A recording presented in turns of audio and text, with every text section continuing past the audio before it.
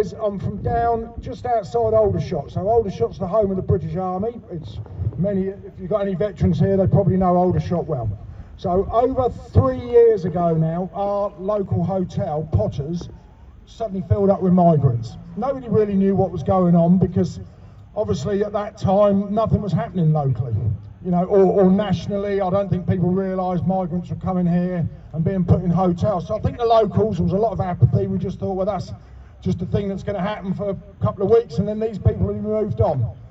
One day I was driving down the road outside and I saw 3 or 4 young lads there with boards saying protect our women, and there was just 3 or 4 of them. So I got in touch with them, and I and 2 or 3 others, we all joined up with them. So for about a year, there was about 7 of us protesting. We got vilified in our local town. We were hammered. We were everything you can think of. We got called. Now a little bit of background to me as well. My daughter was involved in grooming gangs, so if anybody here has had that, it's very, very distressing time. My ex-wife's house was threatened to be firebombed. This was all in Aldershot, covered up by the police, ignored by the council. Do not trust people in authority. They will hammer you. They will make you out to be the lunatics when actually we're just caring, kind people. So anyway, let's get back to Potter's. So Potter's a year ago, 2 years ago, there were 7 of us there. Then we saw one day that they were going to fill up a local block of flats, which was, I think it's 125 brand new build flats. They were going to put these unvetted men in these flats. We've got homeless on our streets everywhere. It's a disgraceful town, Aldershot. So we organised a protest there, and for the first time ever, the locals came out. There was probably 100 people there. Couldn't believe it. Cars beeping, but again, we were just stood on the side of the road complaining. We protested and protested at these flats, and we got them stopped, which was fantastic to get the flats stopped. But obviously we've still got the hotels full. We had meetings. Our local MP, which is a Labour MP, which is a disgrace. She's an absolute disgrace. She took all the glory. She was on the news going, oh, I got the flat stopped. Totally, you know, it's just no word about us protesting, getting these flat stops. Day and night, believe me, we were there day and night. People were stopping vans going and people were getting moved on by the police. All new furniture was being moved and we got that stopped.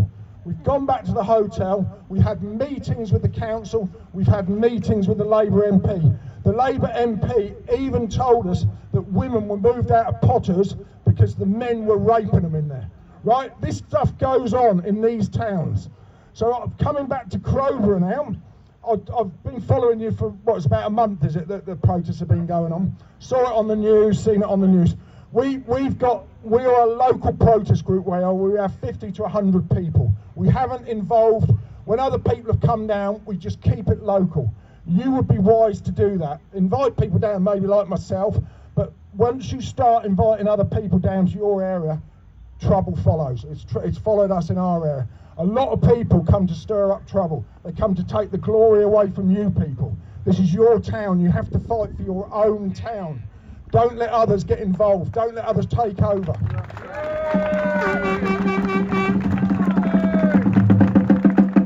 Be yourself here.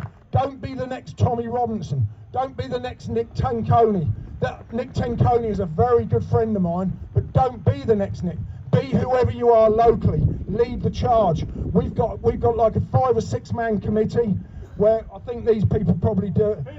Yeah, they lead the group. Local people only. They lead your group. They know how local people feel. You don't need some big hotshot that comes down here with his far right views. And some of them do come with far right views. Not all of them. They come to take glory. Lead your group locally. Do not get involved in mass WhatsApp groups. From Aldershot, we've had 7 people jailed. We've got 4 in court next April. Yeah, we got 1 this week was raided by terrorists to say he was a terrorist, far-right terrorist. They've had his phone confiscated. We've got 1 sat in prison at the moment. We've had terrible time. The police have demonised us. Hampshire police have totally demonised us. Do not trust the police, right? Do not trust them with your protests. Do not trust your council and do not trust the MP. I don't know who, I think it's a Tory MP here. Do not trust them. Yeah, do not trust them. They tell you what you want to hear. We've had all this in meetings, and then we discover that they're doing the opposite. What you need to do as locals here, there's enough of you here, get these people out of office. Get your own people in. If it's reform you need to vote for them, get them in. They might not be 100% ideal, but they're better than a lot we've got. You've got Green councillors here. They will invite far left lunatics into your town. Get them out, vote them out. We go to council meetings. Every month there's council meetings. We attend them 50 strong. We shout them down in council meetings. We call them liars. We call them out for what they are. The council now are on their back foot with us. In the end, we will get these people out of our hotel. I watched the news the other day and I heard people here saying, oh, it wouldn't be so bad if women who were children were here, but this isn't the right town for these people.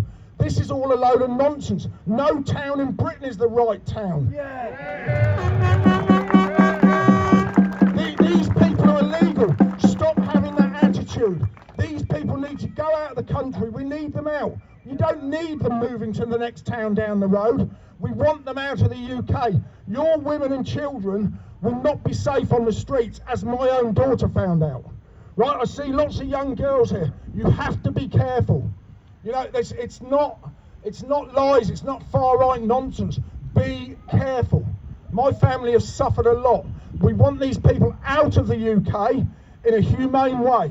We don't need to harass these people because they are freeloaders. What we need to harass is our government and our leaders and our authority. I'm pretty certain if the UK was a terrible country and I could go to, say, Germany as a freeloader, I'd be on my way. Right? So we can't, these people are just chancers. But it's the government, we need them out. And you've got to be strong people. I've had attacks from Hope Not Hate, all sorts of far lefty organisations. I got called the head of the far right in Hampshire. It's absolute nonsense. I'm just a caring family man, like I think most of you are here. Stand strong. Don't let stand up to racism bully you. You bully them. Tell them facts and truth. The whole lot is the truth. Stand up to racism are the lunatics. You are just genuine, decent, honest British people. Look at it round here, it's beautiful. A church, a village green. I grew up on the Isle of Wight. This is the sort of place we want. Before long, you'll be coming down here and there'll be Afghanis and people just hanging around. You don't want it. It causes trouble in your towns. People in our groups have gone to prison because we've had migrants in hotels. Those men wouldn't have been in prison anyway. They would have been normal family men on a Sunday having Sunday lunch with their family. The government have caused them to prison. Corrupt governments have caused them to be in prison. And our MP lied locally. She said they threw bricks at the police, which was a lie. And people have gone to prison in Aldershot. Don't let that happen in Crowborough. Don't let any of your people get involved in prison. Don't let anybody get involved in online hate. Just stay cool, stay calm. Those migrants are probably going to be put in a hotel. Remember, they are freeloaders. They're not here. We want them out of the UK, out of all our villages and towns, and we want Great Britain to return to the country we love. Thank you for having me.